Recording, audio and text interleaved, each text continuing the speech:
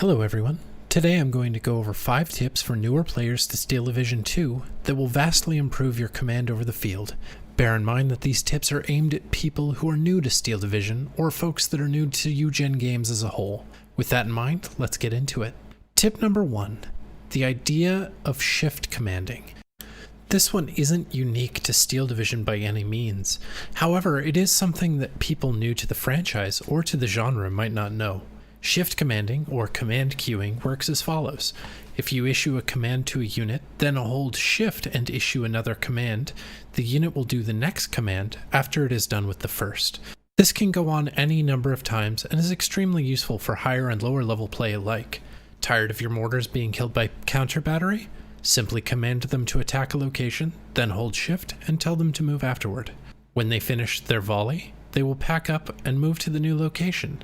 Shift commands are an incredibly useful tool if you have your attention divided between multiple fronts, or if there are units that you are prone to forgetting about all the time. For me, the mortars from my earlier example in my decks most often die because I forgot about them. Simple fix to this is shift commanding them to move after firing, and voila. Tip number 2. This goes arm in arm with the first one, so I'm going to throw in 2 tips in this one so that everyone gets their money's worth. You can command units to follow other units by selecting the unit that you would like to follow another and right-clicking on the unit that you would like them to follow. I use this most often when I have a super heavy tank and the unit leading it isn't all that heavy. For example, this IS-2 has a T-34-76 as its leader.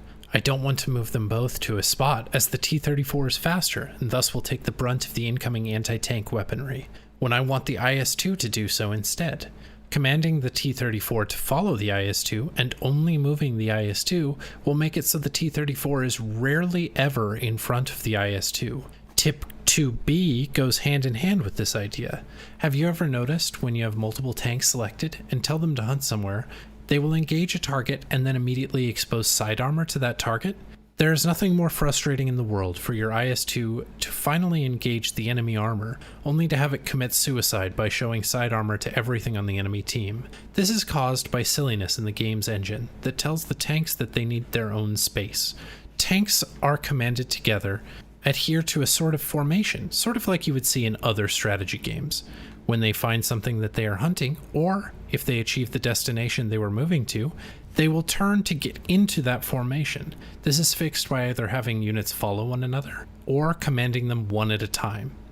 Tip number 3. I've referenced quite a few times throughout this video an action called hunt. Now, hunting, or attack moving, works very simply and will save you a ton of heartache. If you select a unit and tell it to hunt to a location, they will walk to the spot on the map unless they find an enemy they can engage within their range. If they do the latter, they will stop, face front armor in the case of vehicles, and engage this threat. With very few exceptions, I only move my units with the hunt command.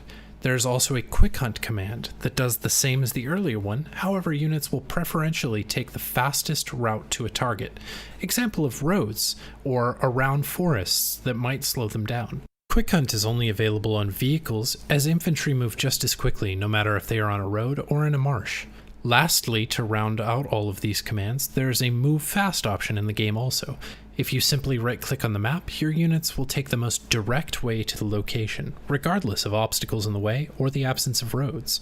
Move fast, however, will have the units move in the fastest way to the location, preferentially choosing roads instead of the most direct route.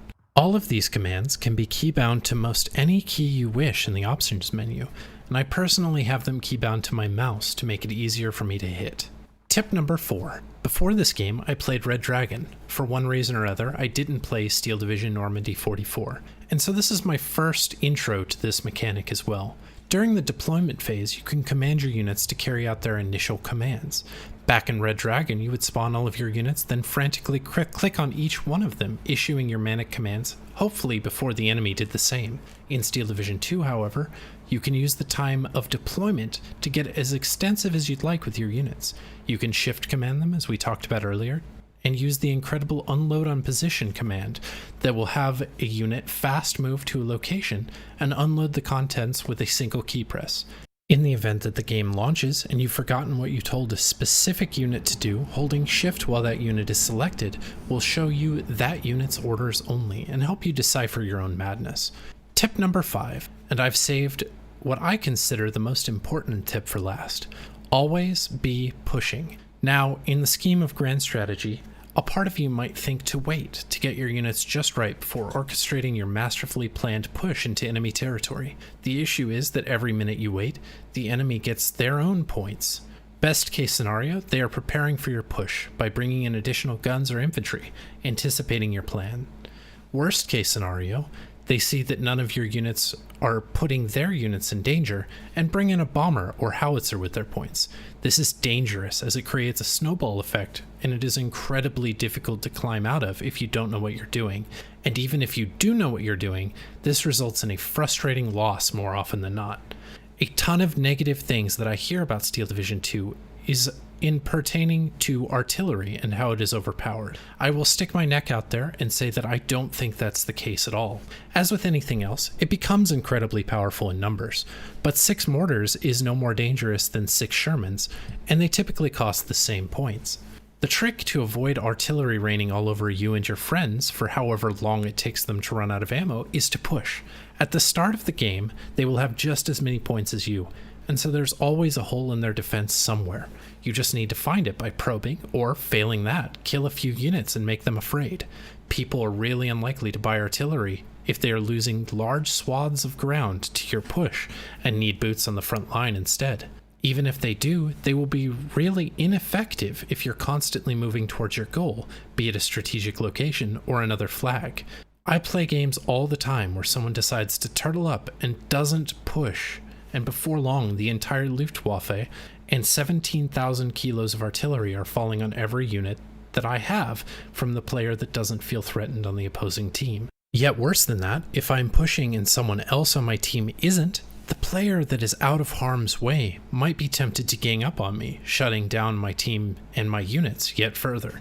I don't mean that you should always have all of your units moving forward. However, if you have units sitting idle for too long, they are a waste of points. When I look at my units that I've brought in and they haven't spent any ammo, these units may as well have not been brought in at all, so they need to push.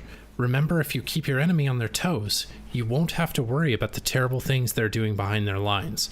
Be proactive and force your enemy to be reactive. For proof that this is like I say, you need only look at any 3 games that I've uploaded to this channel. I regularly play games with Briar and Falkelgar, and about half the games we play, we own a flag simply because half of an Ersatstruppen squad is standing near it, and the enemy was too afraid to push to find out. Anyway, that is all for this video. I really hope you've learned something. If you've got a specific question in mind or a concept that you would like me to cover, please let me know in the comments below. Thanks for watching, and I hope this video helps those new to the game with a few of the fundamental mechanics.